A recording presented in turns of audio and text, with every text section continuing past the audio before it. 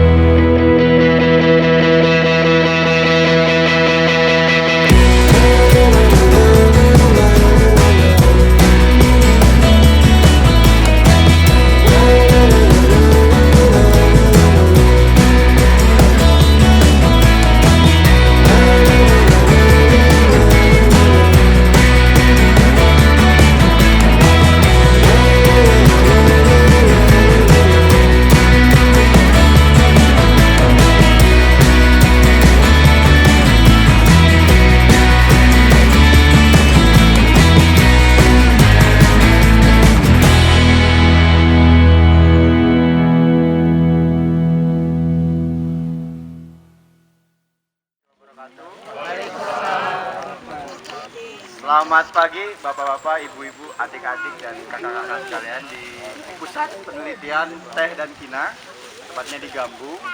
Alhamdulillah pada hari ini kita semua dapat berkumpul untuk wisata sejarah.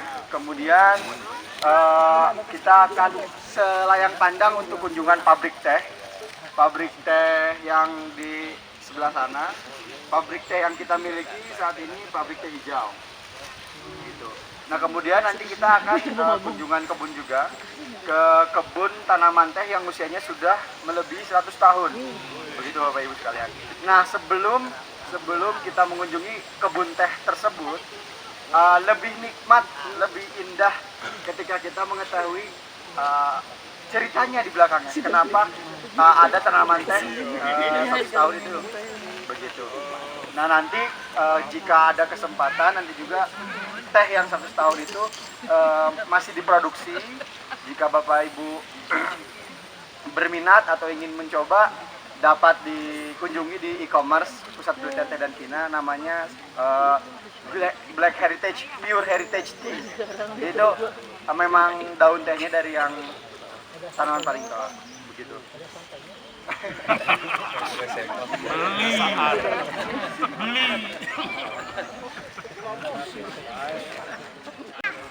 Apunten abdi tadi ngartos bahasa Sunda.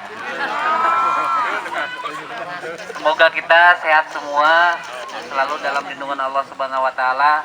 Terima kasih Bapak, Ibu, teman-teman, adik-adik, anak-anak semua yang sudah ada hadir di lapangan PPTK ini, di depan kantor PPTK.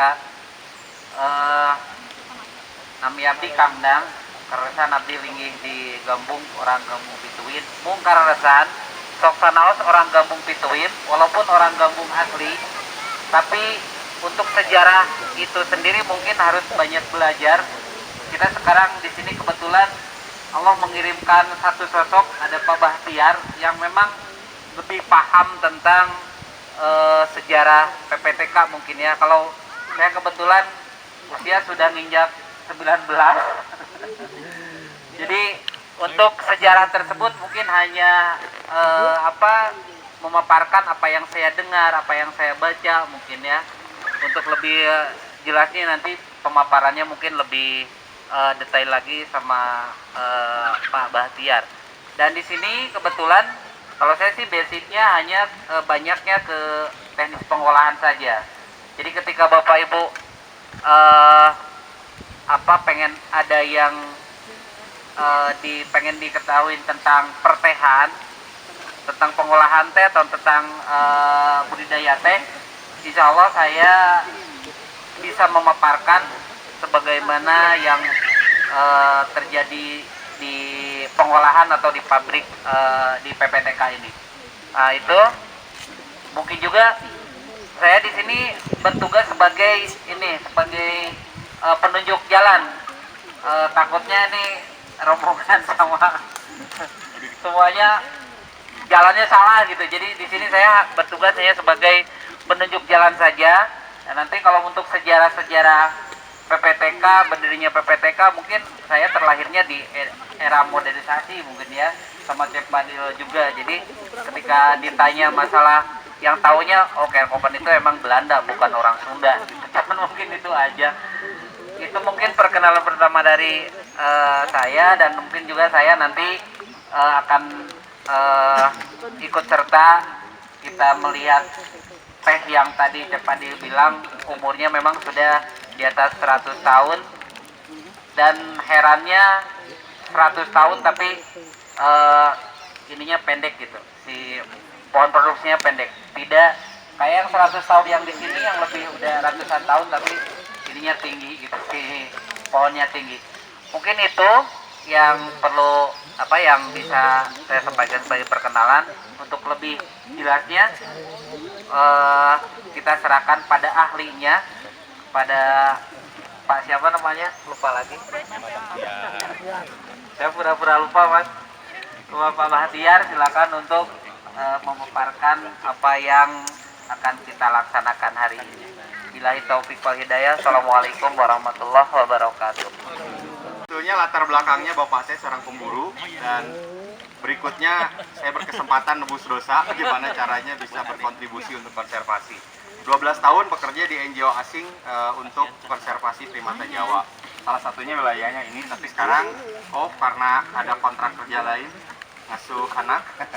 Jadi sekarang berkontribusi untuk keluarga juga. Tapi yang unik di sini adalah pohon rasamala. Rasamala ini banyak diceritakan oleh Kerkopen sebagai tanaman favoritnya. Ada yang ukurannya besar, ini bahkan mungkin usianya memang ratusan tahun juga ya. Dan ternyata uniknya di sini ada rasamala yang dikasih nama. Kang Dang, iya saya namanya si Dukun. Nah, ayah si Dukun, ayah si Jangkung, terus ada satu lagi tapi sudah tumbang katanya.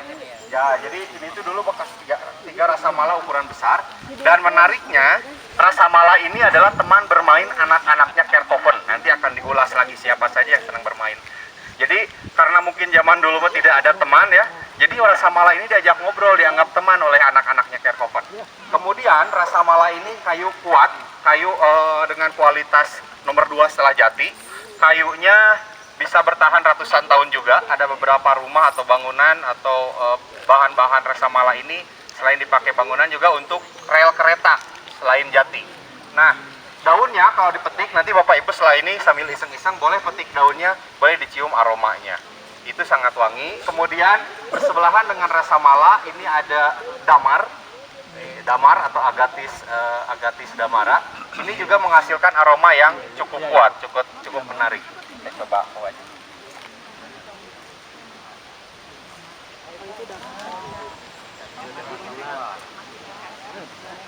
Kecil, nah itu rasamala yang dia pegang.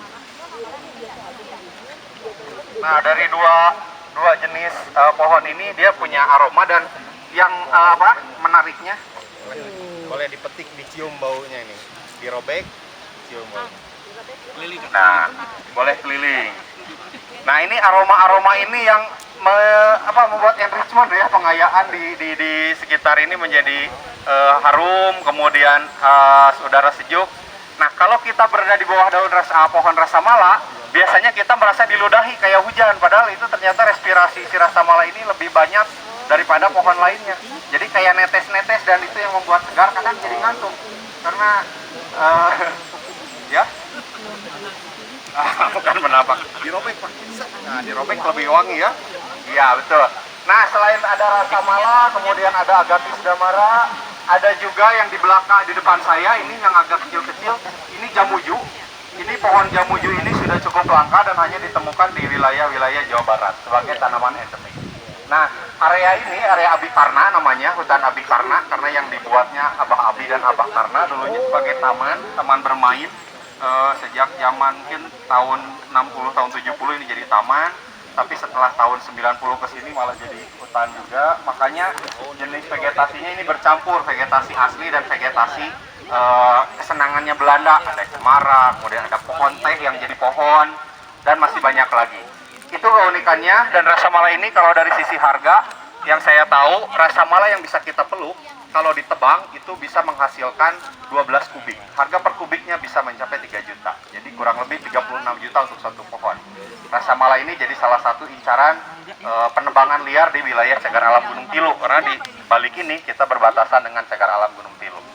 Jadi itu tidak banyak, kemudian ini termasuk kayu keras, dan untuk mencapai ukuran satu pergelangan tangan mungkin bisa dibutuhkan 5-10 tahun. Jadi bayangkan usia ukuran seperti ini, usianya berapa puluh tahun. Mungkin itu saja Pak yang bisa saya sampaikan. Nanti sambil berjalan kita akan terus bertukar cerita. Ada apa saja selain pohon, dan pohon ini dimanfaatkan juga sebagai pakan primata, surili dan lutung. Di Gambung pada usia 24 tahun. Jadi bisa jangan membayangkan sudah dewasa gitu ya kayak Bapak ketika di sini, tapi 24 tahun harus menghadapi alam yang begitu megah ini, dan dia harus mulai meneliti tes yang cocok dengan iklim. Nah, siapakah Kierkegaard?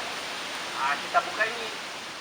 Nah, di sini Kierkegaard yang Gambung menawari, Bosa, saya mau ngebuka perkebunan di Malabar.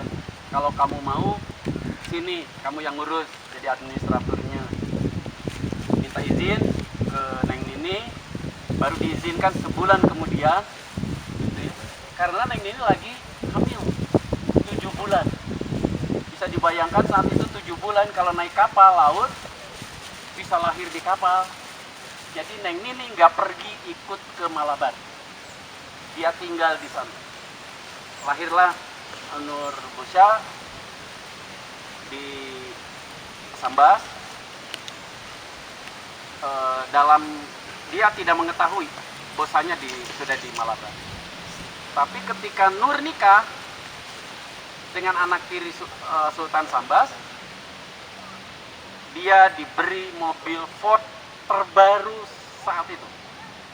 Kayak mainan, sekarang mah bentuknya tuh. Tapi saat itu mah paling mewah. Mereknya Ford. Di Sambas. Jadi itulah cerita selama di Sambas. Lalu ketika SMP, Nur dibawa ke Pangalengan. Makanya di Pangalengan saat itu dibuat mulo. Jadi membuat sekolah sekalian nitip anaknya dididik di Pangalengan. Ada mulo Pangalengan. Ada antar jemput busnya, ada apa gitu. Nur sampai SMP ditawari sekolah ke Belanda oleh Bosa, tapi nggak mau. Udah aja mau pulang ke ibu dan mau dagang. Pulang ke Singkawang, dia disuruh ngurus mengawasi Java Bank di Singkawang, karena saham Bosa di sana besar. Jadi karena pindah istrinya di sana, dia simpen saham besar di Singkawang, di Java Bank. Nah, Nur harus ngurus itu. Setelah menikah dewasa, dia sukses di perbankan dan perdagangan, Nur itu. Lalu anaknya menikah, punya anak lagi. Nah, cicitnya sekarang ada di Jakarta Selatan. Cicitnya Bosa itu Raihan Nur Bosya. Raihan Jafar Nur Bosya. Ada di gimana? Iya, karena menikah dengan Islam secara Islam. Sampai sekarang. Kesultanan Bosa kan Kesultanan Sambas Islam banget saat itu.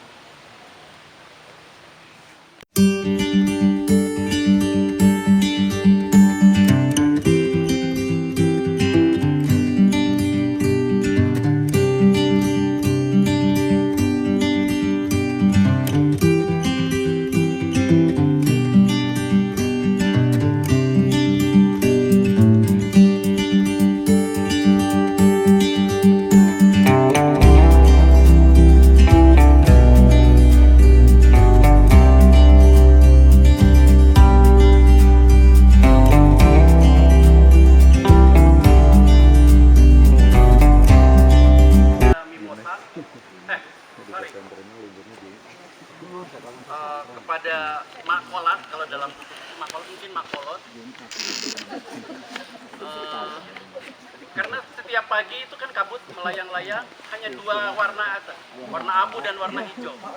Lalu dia punya gagasan menanam bayam merah, yang itu disebut Jatinangor. Jadi Jatinangor itu bukan Jatinangora, bukan. Jadi Jatinangor itu semacam bayam merah yang memperindah jalur-jalur setapak untuk pemetik teh. Bayangkan ini hijau, ada Jatinangor, lalu maklat jalan. Sinjang Nanjingsan. Gitu ya.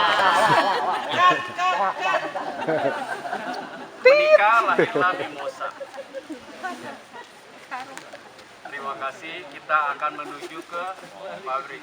Mangga. Siapa yang pimpin jalan? Kenapa Abah pilih?